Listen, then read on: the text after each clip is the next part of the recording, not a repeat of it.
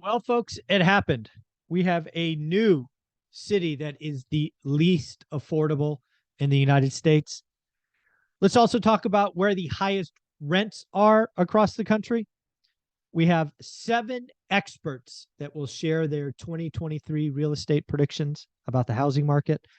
We also will talk about the 250,000 home buyers that are underwater and why it is actually worse, and something not to be worried about. And then lastly, could this be the best housing market since 2010? This is, of course, the best market to buy real estate, the best buying opportunity. That is what Grant Cardone is currently putting out there. So let's get into it. This is your financial news for December 30th. First and foremost, Miami. Miami is now flagged as the least affordable housing market in the entire United States. This is a combination of price, interest rate, and median income for the area. Miami has now passed Los Angeles as the most unaffordable. Here are the top 5: Miami, LA, New York, Newark, New Jersey, and Hialeah, Florida comes in at number 5. Pretty interesting list to be on. Again, Miami being the most unaffordable. How about the 5 cities with the highest rents, average rent in the country? We have New York City at in 2020 was at $2,400. Now $3,738. Folks, that is a 56% change. We have New Jersey City, I should just say, sorry, just Jersey City. Jersey City was 1825, now 3102. Folks, that is a 70% increase in average rent. And finally, topping out the list of the top 3, we have Miami. Miami was 1647, now 2705 for a 64% increase. So, wow. In 2 short years, from December 20 to December 22, New York up 56%, Jersey City 70%, and Miami up 64%. That is pretty crazy. Why don't we talk about some housing calls? I found an article that highlighted 7 experts and what their housing calls are for 2023. We will start with Danielle Hale, who is the chief economist at Realtor.com. She expects prices to go up 5.4% in 2023. I think that is a little optimistic, but it is her call. She expects transactions to go down 14.1%, which is an interesting call for Realtor.com. And then she expects rents to go up 6.3%. Again, I think that is a little optimistic, but it's a very interesting call. Next up, folks, we have Bob Pringer, CEO of National Apartment Associations. He is basically focused on the fact that we need to build 4.3 million units by 2035. Again, you got to remember all of these experts will come in with their bias. Again, this is the National Apartment Association CEO, kind of feeding on the we are short housing units. It will be interesting to see where this goes. Again, 4.3 million units. I don't know. We shall see. Nick Bailey, CEO of Remax. He expects 2023 to be better than 2022. He says that people need to buy and sell for all kinds of reasons.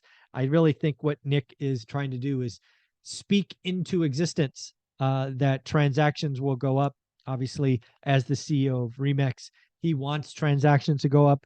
I don't know. It's going to be a pretty, I think it's going to feel like the real estate market is stuck in the mud, but very interesting. How about Jacob Chanel, senior economist at LendingTree?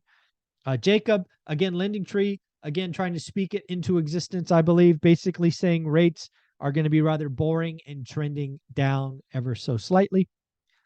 Lawrence Yun, chief economist for National Association of Realtors, he is calling for a whopping increase, or he's calling for 4.78 million units in 2023.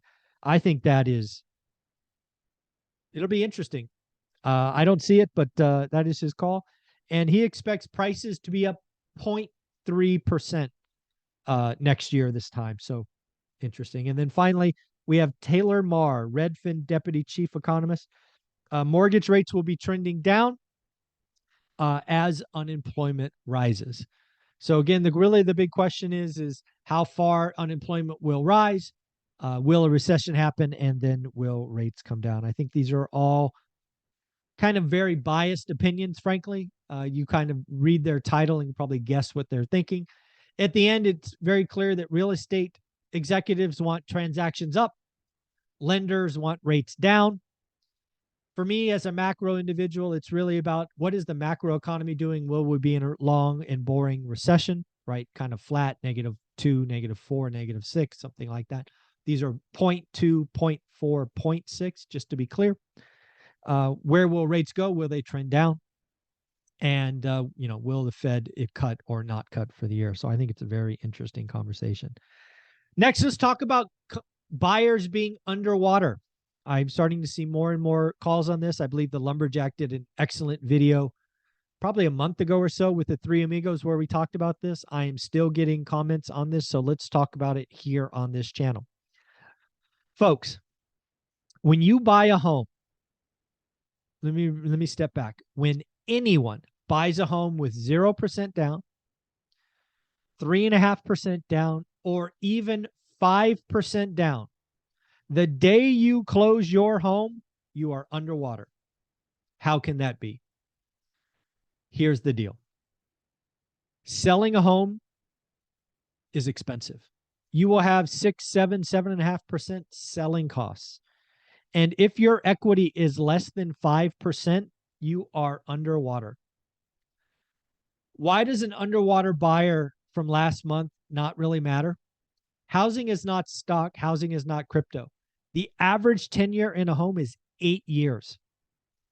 This is why loans just don't blow up when they go underwater. In addition, residential loans don't have calls based on equity value. You could actually be upside down in your house 20%, and if you are making the mortgage payment, you won't get kicked out. This is not a commercial loan where the equity has to stay at some level before the loan is called. Residential loans don't have that. So again, 250,000 people underwater. I actually think it's much worse than that. I think everybody with 0, 3.5, or 5% down in the last 6 to 9 months is underwater. I think it's much more than 250,000. And I don't think it's a problem. It always happens. Think about when you buy a car and you drive it off the lot, you are underwater. Does that mean it's a bad thing? No. And then finally, let's close this discussion for December 30 with Grant Cardone. Grant Cardone is out there saying that this could be the best year to buy real estate. I agree if you're an investor. If you are someone that follows one rental at a time and you are doing the work and learning average, you're learning seller financing and other creative ways to acquire property, it could be an amazing year. I think there will be deals done this year that are just outstanding. But it takes work. This is not easy. You might have to write lots of offers. Patrick Bet David calls it disrespectful offers. I agree. Write lots of offers. See what's going on. So at the end of the day, that's what I got for you Friday, December 30th. Like, subscribe, comment, be a part of the channel. Help us get to 50,000 so we can have a party in Vegas. Thank you so much. Take care.